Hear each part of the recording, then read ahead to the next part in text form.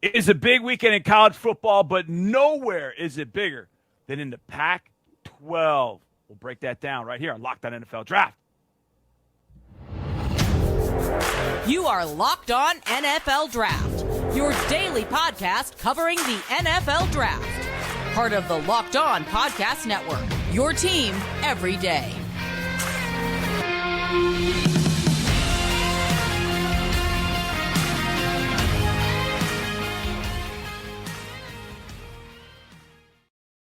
Yes, sir. Welcome in to another episode of Locked On NFL Draft. I am joined by former NFL AFL defensive back Eric Crocker, also a USC fan. And that's going to matter tonight. And you'll find out why in just a second. Ryan Tracy from Rogue Analytics, at Ryan Tracy NFL on Twitter, at Eric_Crocker on Twitter. And I'm John Harris, football analyst, sideline reporter for the Houston Texans, also owner-operator of a draft website called footballtakeover.com. And tonight's episode of Locked On NFL Draft is presented by Prize Picks. Prize Picks is daily fantasy made easy. Pick 2 to 5 players, and if they score more or less than their Prize Picks projection, you can win up to 10 times your money on your entry. First-time users can receive a 100% instant deposit match up to $100 with promo code Locked On. That's prizepicks.com, promo code Locked On. Keep Prize Picks in your mind. Just kind of let it marinate there for a little bit, because we're going to come back to that a little later in the show. But Eric Crocker, your Trojans are going to UCLA. Now, the Bruins got knocked off last week by Arizona, a program that hasn't completely turned it around, but it is nearly a full 180 from where that program was. So, upset win for the Arizona Wildcats at UCLA, and that's where USC travels this weekend. Eric, with the Trojans, it's Jordan Addison. Is he the player you get most excited about seeing against UCLA? Nah, actually it is Caleb Williams, the quarterback, and everything kind of starts and ends with him. The USC Trojans, they've gotten out to slow starts. And you watch them against Colorado, that's a team where you were expecting them to just blow them out. And eventually they did, but not before, a very slow start. I don't think you can have that kind of start against UCLA where you are actually down 2-3. It was a really odd score to start the game against Colorado, a team that they were favored by like 25 points, right? And they ended up winning by that margin. But UCLA, they pose definitely different challenges. I think when you look at the quarterback there and Dorian Thompson-Robinson, a.k.a. DTR, and what he's able to do, he's been having a very dynamic ability this year. Zach Charbonnet, he's going to be running the ball. I'm pretty sure they're going to lean on him. And the one key loss for USC that kind of really is the equalizer here is losing Dye. And now USC has to lean on young guys. Raleek Brown, shout out to Raleek Brown, Stockton, California. I coached him, but true freshman.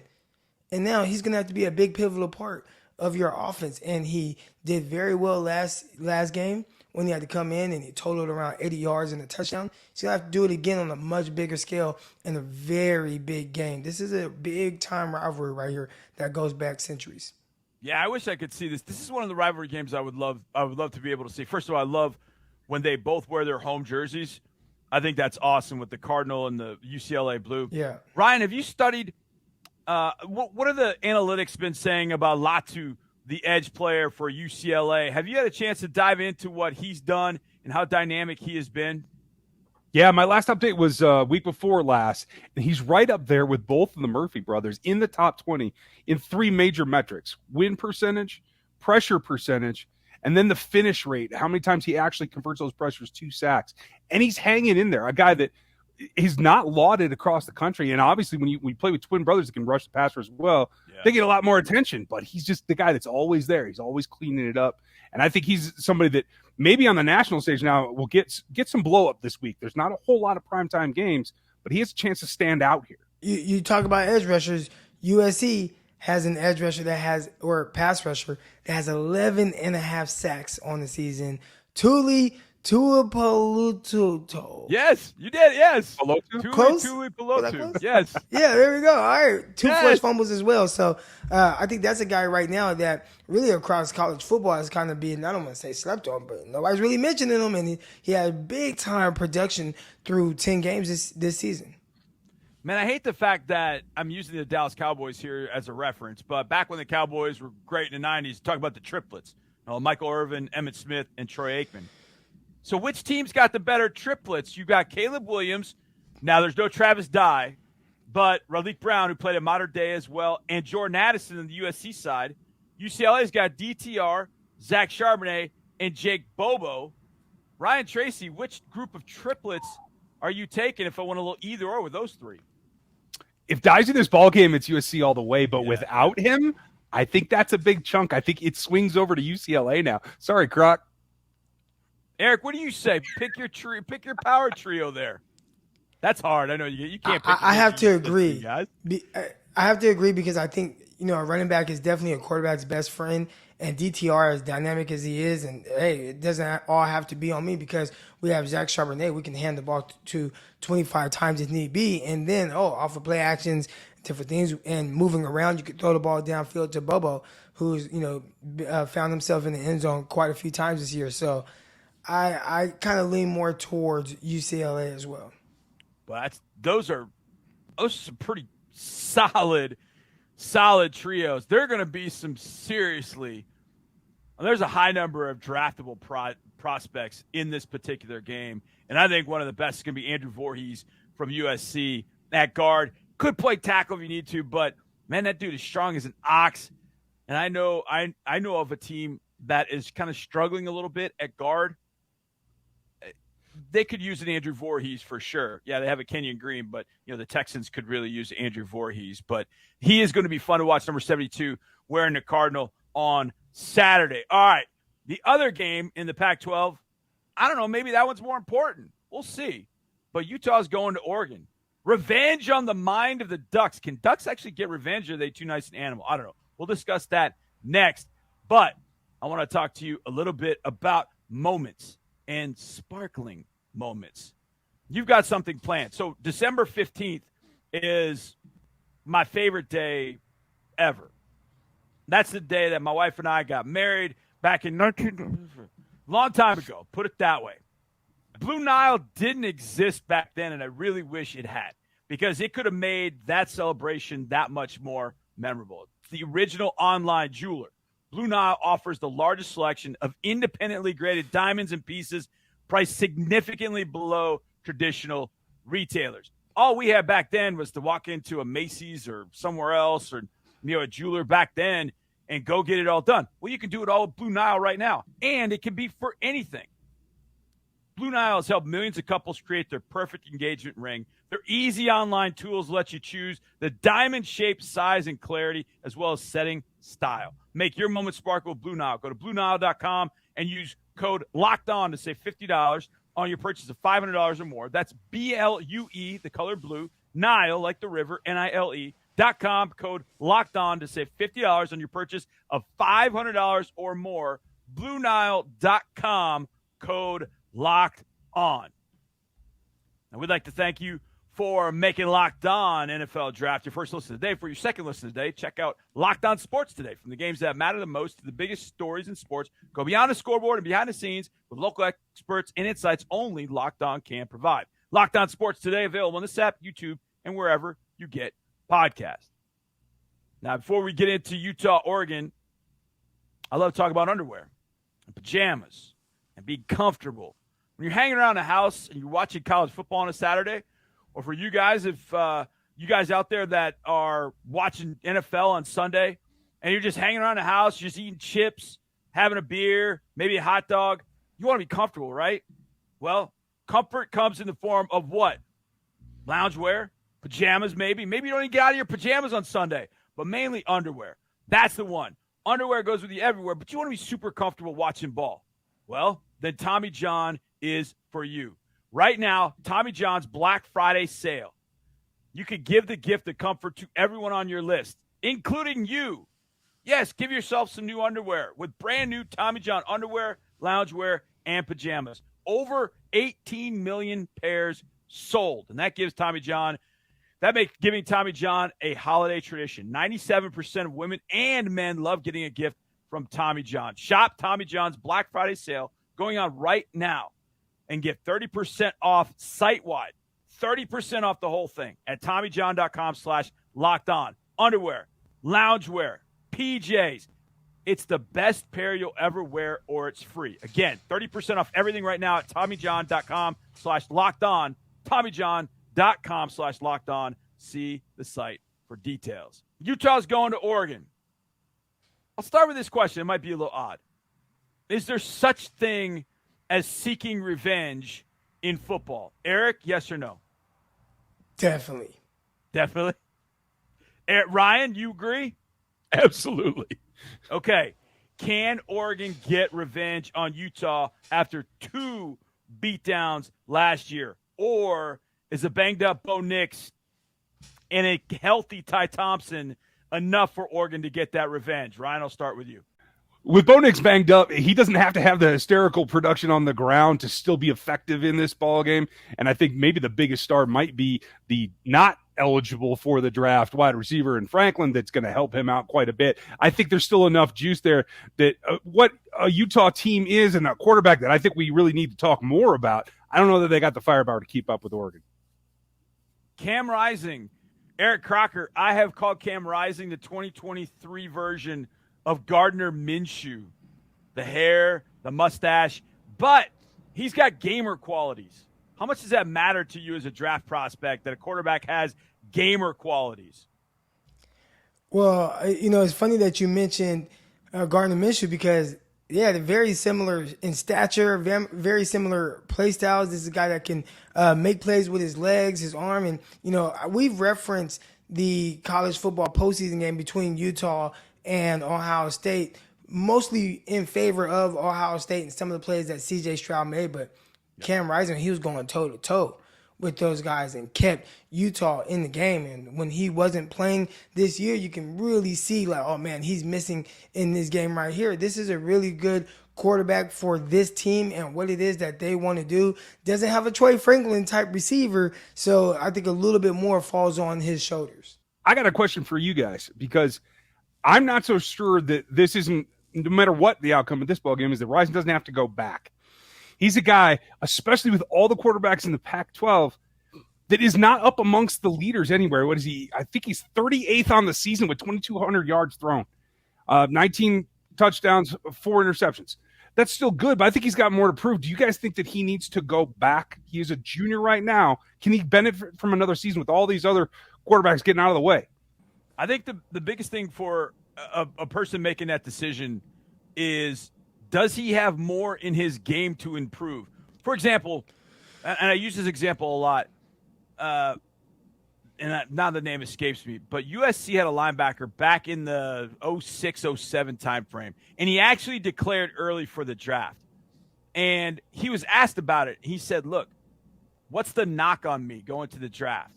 He goes, I'm short. Because he was like 5'11", 235. He's like, I'm short, I'm a little smaller than everybody else. Well, I'm not going to grow another 3 inches, and I'm not going to put on another 10, 15 pounds. So I'm going to start my NFL clock now.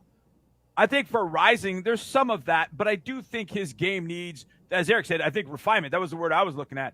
I think his game needs a little bit more refinement in all areas, in particular just the straight drop back game. Now, he doesn't always have a receiver to throw to, but he does have a Dalton Kincaid, and I do think Dalton Kincaid needs to come into the draft because he's going to be a superstar. He's my poor man's Zach Ertz. He is phenomenal, and I think he's going to be big in this game against Oregon. I'm curious how Oregon decides to cover him and whether Christian Gonzalez finds his way over to Dalton Kincaid. But I think as Rising goes, transfer from Texas, there's that Gardner Minshew, and that, going back to Gardner Minshew. When Gardner transferred to Washington State, he was thinking about going to Alabama to be a backup. And then Mike Leach called him and said, come on out to Washington State and see how this goes. And he ended up making himself a draftable prospect. I think Cam Rising is that, but I do think there are some things that he's going to clear up. But he's not going to grow to 6'6". He's not going to grow to 240. So there's always going to be a ceiling. So he has to determine, has his college game hit that ceiling yet? I don't know that it has. So I do think going back would end up making be a sound business decision for him. All right, when we get back, we're going to take these 2 games and do a little prize picks projection fun on the other side. But it's kind of like betting, right? It's what we're about to do. It's kind of like betting. And when you're betting, betonline.net is your number one source for sports betting info, stats, news, and analysis. And at this time of year, with college basketball kicking off, football just in full swing, esports, I don't know what the time of year is for esports. It feels like that can be 12 months a year. BetOnline.net, they have it all. And if you love sports podcasts, which we know you do because you listen to us, you can find those at BetOnline as well. We're always the fastest and easiest way to get your betting fix. Head to the website today or use your mobile device to learn more. BetOnline, where the game starts. Now, I mentioned at the outset, this show is brought to you by Prize Picks. It's a crossover Thursday. So on those Thursday shows, sometimes we like to do at the end of the show little Prize Picks projections. Now, I have not looked these up. I just made these up. So these are my projection, but we're doing it Prize Pick style, more or less. Very simple. Here we go. We're going to start with USC wide receiver Jordan Addison. And we will make our USC supporter go second. So, Ryan Tracy, you're up first. More or less, Jordan Addison, 125 receiving yards against UCLA's porous pass defense. I think he's got the opportunity to show exactly what he is, and that is wide receiver one. I think he goes more, maybe not over 150, but somewhere between that 125 and 150. I'm going like 9 for 137 in a tutty. That's what I think he gets. Eric Crocker is your guy, Jordan Addison, wide receiver one, which we know he is. Is he going to put up more or less than 125 receiving yards against UCLA? I still think that the wide receiver one is definitely a discussion, right? Obviously, I really like him. I like his game, overall game, really good. Reminds me of Robert Woods and some of the other guys I mentioned that played at USC. Marquise Lee, when he was at USC, like when he was good before the injury. All right, so a lot of ability there, but there are other people that might question if he's true wide receiver one. As far as the higher or lower on the yardage, I'm going to actually go higher. They are definitely going to have to depend on him. They're going to have to lean on him. Again, you do not have Dye. And Dye has been one of the more underrated prospects in college football. Yep. They've leaned on him in the running game. They've leaned on him in the passing game. They've thrown the short passes to him. He's done all the dirty work. He had to run between the tackles, outside the tackles. And you don't have him. So I think there might be more opportunity to just figure out different ways to get the ball into Jordan Addison's hands, out in space, let him create. And I think that's going to up his production for the day. All right, that's three of us. More than 125 for Jordan Addison receiving yards. All right, let's flip it over. Talk about Zach Charbonnet. Been pounding it this year. He is a hammer for the USC defense, which at times has shown some promise, and then at other times they've had some breakdowns on defense. Eric Crocker, will start with you. Zach Charbonnet, more or less 135 rushing yards for Zach Charbonnet. I'm going with the trend, and I'm definitely going with more. I mean, this is a guy who they're going to give the ball to a lot. And if there's anything I've noticed with USC and that defense, they definitely can have letdowns. Let's talk about Charbonnet's last 5 games here. 124 yards rushing on the ground against Washington, 198 yards on the ground against Utah, 151 yards on the ground against Oregon, 198 yards on the ground against Stanford, 181 yards on the ground against Arizona. I mean, this guy's running crazy, and they're giving him the touches. He's getting 20-plus touches a game. I think this is definitely a guy who you can say, yeah, I'll hit the higher on those numbers. Ryan Tracy, do you agree? Zach Charbonnet, more or less 135 rushing yards. Absolutely. His low in the last month was what, 7.5 yards a carry? Yeah, that's happening all day long. They got to do it. But will be a nice little change of pace. But yeah, well over that. I'll put it at the 176 mark. Okay, the only way he doesn't go higher than that is if what happens against, think it was, not Colorado, the game before Colorado, he just did not play. Right. There was a game where Charbonnet just sat on the sideline and he was fully dressed. Didn't really get to find out exactly what was going on there, but he did not play. If that happens, then yeah, he'll go lower on his numbers. If I don't foresee that happening. The only other thing that could happen is if USC does jump out fast and forces UCLA to have to throw. That would be the only way I could see it happening, and I don't even know if I see that. But Ryan, you brought up Jake Bobo. UCLA wide receiver Jake Bobo. More or less 5 receptions against the USC secondary. Ryan, thoughts? I think it's going to be right close to there. Mm-hmm. And it will depend on how well Charbonnet runs, to tell you the truth, because I think the play action is going to be there for him, Bobo in particular, if they get off to that tear. So I feel like that's the way the game flow is going to go. So I'll take the more. Thank you very much. I'll take 5 or more. Eric Crocker, UCLA wide receiver Jake Bobo, 6'4", 215, Duke transfer, more or less 5 receptions against USC. I'm definitely going to go with lower. And the good thing about going with lower there is if he doesn't get 6, you still have an opportunity to push. So I'm saying that he's going to have 5 or less, and I'm trending more towards the less side. Very nice. Gentlemen, excellent job. Both the Pac-12 with USC at UCLA, Utah at Oregon. A lot of games to watch, but those two we'll have our eyes on, and we will be breaking them all down this week. Tomorrow, Friday night draft. You do not want to miss it because the gang gives thanks. And we want to thank you for making Locked On NFL Draft your first listen today. For your second listen today, check out Locked On Sports Today. From the games that matter the most, the biggest stories in sports, go beyond the scoreboard and behind the scenes with local experts and insights only Locked On can provide. Locked On Sports Today, available on this app, YouTube, and wherever you get podcasts. For Eric, for Ryan, I'm John. We will see you tomorrow right here on Locked On NFL Draft. Let's go.